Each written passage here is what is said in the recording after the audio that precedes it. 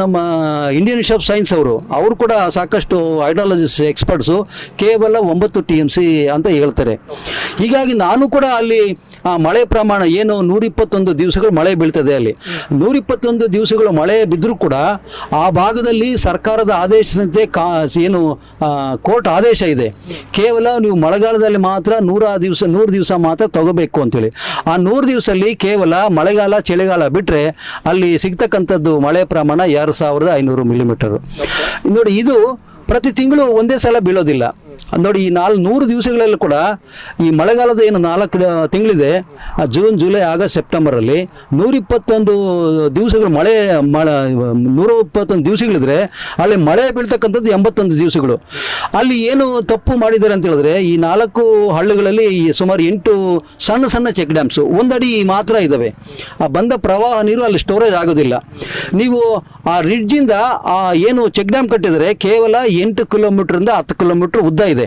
ಏನು ಮಳೆ ಏನು ರಿಡ್ಜ್ ಇದೆ, ಆ ಸಕಲೇಶ್ಪುರದ ತಾಲೂಕಿನ ರಿಡ್ಜು ಪಶ್ಚಿಮ ಘಟ್ಟಗಳು, ಅಲ್ಲಿಂದ ನೀವೇನು ಎತ್ತಿನಹೊಳೆ, ಹೊಂಗದಹೊಳೆ, ಕೇರಿಹೊಳೆ, ಎತ್ತಿನಹೊಳೆ ಡ್ಯಾಮ್ಸ್ ಕಟ್ಟಿದಾರಲ್ಲ, ಅಲ್ಲಿಗೆ 8ರಿಂದ 10 ಕಿಲೋಮೀಟರ್ ಉದ್ದ ಇದ್ದಾವೆ. ಅದು ಸ್ಲೋಪ್ ಎಷ್ಟಿದೆ ಅಂದರೆ 500ರಿಂದ 600 ಮೀಟರ್ ಸ್ಲೋಪ್ ಇದೆ.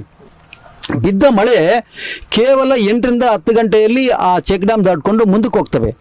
ನೀವು ಕೊಡೋದಾದರೆ ಅಲ್ಲಿ ಡ್ಯಾಮ್ ಕಟ್ಟಿದ್ರೆ ಮಳೆ ನೀರನ್ನು ಅಲ್ಲಿ ಶೇಖರಣೆ ಮಾಡ್ಕೊಳ್ಳೋವಾಗ ಇದ್ದರೆ ನೀವು ಕೊಡ್ಬೋದಾಗಿತ್ತು. ಬಂದ ಪ್ರವಾಹ ನೀರೆಲ್ಲ 10-12 ಗಂಟೆಗಳಲ್ಲಿ ಪ್ರವಾಹದಲ್ಲಿ ಹೋಗ್ತದೆ. ಆ ಸೀಪೇಜ್ ನೀರನ್ನು ನೀವು ಇಂತಿಷ್ಟು ಅಂತೇಳಿ ನೀವು ಕೊಡ್ಲಿಕ್ಕೆ ಇದು ಮಾಡ್ತಾ ಇದ್ದೀರಿ.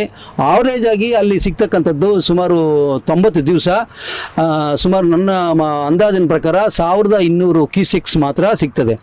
1200 ಕ್ಯೂಸೆಕ್ಸ್ ಪ್ರತಿ ದಿವಸ ಸಿಕ್ಕಿದ್ರೆ 100 ದಿವಸಕ್ಕೆ 12 TMCನೇ ಬರೋದು. ಅದಕ್ಕಿಂತ ಬರೋಕ್ಕೆ ಸಾಧ್ಯನೇ ಇಲ್ಲ. ಯಾವ ನೀರಾವರಿ ತಜ್ಞರು ಬಂದರೂ ನಾನು ಚಾಲೆಂಜ್ ಮಾಡ್ತೀನಿ, ಇದನ್ನು ಅಧ್ಯಯನ ಮಾಡ್ತೀನಿ. ಇದನ್ನು ಸಾಕಷ್ಟು ಅಂಶಗಳಿದ್ದಾವೆ. ಮತ್ತು ಅಲ್ಲಿರ್ತಕ್ಕಂತಹ ನೀರನ್ನು ಎಲ್ಲ ಜಿಲ್ಲೆ, ಎಲ್ಲ ತಾಲೂಕುಗಳಿಗೂ ಸ್ವಲ್ಪ ಹಂಚ್ಕೊಂಡು ಬಂದಿದ್ದಾರೆ. ಯಾರು ಕೂಡ ನಮ್ಮ ತಾಲೂಕಲ್ಲಿ ಸುಮಾರು 188 ಕೆರೆಗಳಿದ್ದಾವೆ. ಅದರಲ್ಲಿ 86 ಕೆರೆಗಳಿಗೆ ಕೊಡ್ತೀವಿ ಅಂತಿದ್ರೆ ಅದು 0.9 TMC.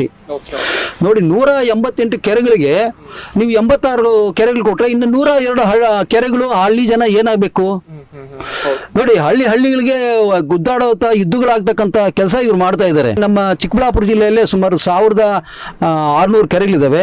ಅವ್ರು ಕೊಡ್ತಕ್ಕಂಥದ್ದು ಕೇವಲ 186 ಕೆರೆಗಳು ಕೊಡ್ತಾ ಇದ್ದಾರೆ.